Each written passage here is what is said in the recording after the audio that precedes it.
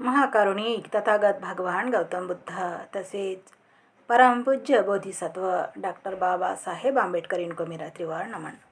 सभी गुरुआचार्यों को नमन करते हुए ग्रंथ पठन शुरू करेंगे।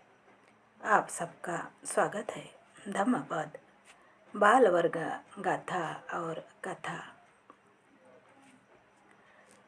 बौद्ध शिक्षा के प्रति समाज में बहुत सारी भ्रांतियाँ फैली हुई है। इसलिए भारतीय जनमानस बौद्ध शिक्षा से लाभान्वित होने से वंचित रह गया है। वस्तुतः बौद्ध शिक्षा से अधिक व्यवहारिक और प्रासंगिक शिक्षा उपलब्ध नहीं है, पर यह कहना कि भोजन स्वादिष्ट है पर्याप्त न होगा अगर हम उस भोजन को ग्रहण नहीं करते हैं। बौद्ध साहित्य को मात्र पढ़ना और कहना कि यह अच्छा है पर्याप्त नहीं है। इसका सही लाभ उसे ही मिल पाएगा जो उन उपदेशों को अपने जीवन में उतारेगा। गाथा। दिघा जागरतो रति दिघांग संतस्य योजनं दिघो बालान संसारो सद्धम्म अभिजानतं। अर्थ, जागने वाले के लिए रात एक न कटने वाली रात हो जाती है। थके हुए आदमी के लिए एक योजन का मार्ग भी बहुत लंबा हो जाता है। उसी प्रकार सद्धर्म न जानने वालों के लिए संसार का चक्र लंबा हो जाता है। किसकी यात्रा लंबी हो जाती है? दरिद्र दुर्गत की कथा। एक दिन राजा प्रसेनजीत नगर भ्रमण कर रहे थे। तब उनकी दृष्टि एक अति सुंदर स्त्री पर पड़ी। उनके हृदय में काम वासना का तूफान उठ खड़ा हुआ। उन्होंने पता लगाया तो पता चला कि वह एक गरीब व्यक्ति दुर्गत की पत्नी थी। राजा उस स्त्री को किसी भी प्रकार प्राप्त करने के लिए पागल हो रहा था। अतः उसने दुर्गत को बुलाकर उसके नहीं चाहने पर भी उसे जबरदस्ती अपनी यहाँ नौकरी पर रख लिया। पर वह दुर्गत के काम में कोई ऐसा दोष नहीं ढूंढ पाया जिसके आधार पर उसे मृत्यु दंड देकर उस स्त्री को हत्या सके। एक दिन राजा ने सोचा कि इसे कोई ऐसा कार्य दिया जाए जो संपादित नहीं हो पाएगा। उसका अभिप्राय मात्र इतना था कि इस बहाने वह दुर्गत को प्राणदंड दे देगा और उसकी पत्नी को अपना लेगा।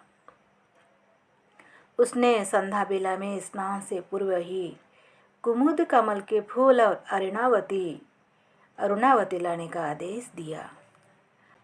अगर वह शाम के स्नान से पूर्व ये फूल लेकर नहीं आएगा तो फिर उसे मृत्यु दंड मिलेगा। दुर्गत राह में खाने के लिए थोड़ा सा भोजन पोटली में बांधकर कुमुद कमल के फूल और अरुणावती लेने के लिए चल पड़ा। रास्ते में उसने भोजन के थोड़े से अंश को एक राहगीर को खिलाया और बचे हुए चावल के कुछ दाने नदी में फेंक दिया। फिर वह जोर से बोल उठा, हे नदी के रखवालों, आप देखो कि किस प्रकार राजा प्रसेनजीत मुझे असंभव कार्य सौंपकर मार डालना चाहता है। उसने मुझे ऐसे फूल लाने का आदेश दिया है जिसे शाम तक लाना असंभव है। मैंने भूखे राहगीर को भोजन कराया है तथा मछलियों को और जीव जंतुओं के खाने के लिए चावल के दाने दिए हैं। अतः आप कृपा करके मेरे लिए कुमुद कमल का फूल और अरुणावती मंगाने की व्यवस्था कर दीजिए। यक्षों के राजा ने उसकी प्रार्थना सुनी तो उसे दुर्गत पर दया आ गई। उसने दुर्गत को कुमुद कमल का फूल और अरुणावती लाकर दे दिया। उधर राजा प्रसेनजीत अपना धैर्य खोता जा रहा था। उसने संध्या होने से पूर्व ही नगर द्वार बंद कर दिया ताकि दुर्गत नगर में प्रवेश न कर पाए। दुर्गत जब लौटा तब द्वार बंद था। उसने द्वारपाल से द्वार खोलने का आग्रह किया, पर उसे द्वारपाल ने बताया कि दरवाजे की चाबी राजा के पास है। अतः उसने अरुणावती को महल के दीवार पर रख दिया और कुमुद कमल के फूल को जमीन में गाड़ दिया और जोर से बोल उठा, हे नगर के वासियों, तुम मेरे साक्षी बनो। मैंने राजा द्वारा दिए गए असंभव कार्य को कर दिखाया है, पर राजा मुझे जान से मार देना चाहता है।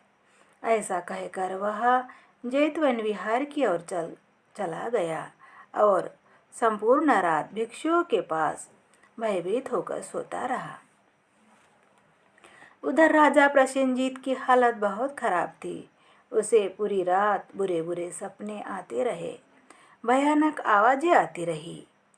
अगले दिन उसने अपने दुखद स्वप्नों का जिक्र रानी मल्लिका से किया और उसकी सलाह पर बुद्ध के पास गया।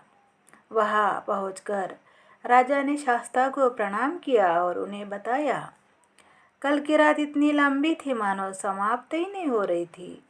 तभी दुग्गत ने स्वर मिलाते हुए कहा, भंते, मुझे भी कल 1 योजन की यात्रा बहुत लंबी लग रही थी। बुद्ध ने दोनों की मनोदशा देखी तथा उन्हें समझाते हुए कहा, रात्रि के स्वप्न में वे भयानक आवाजें उन 4 लोगों की थी जिन्होंने कश्यप बुद्ध के समय पराई स्त्री के साथ संबंध रखा था। पराई स्त्री के साथ गमन करने के कारण वे अब तक नरक के लोह कुंड में सजा भुगत रहे हैं। राजा सब कुछ समझ गया।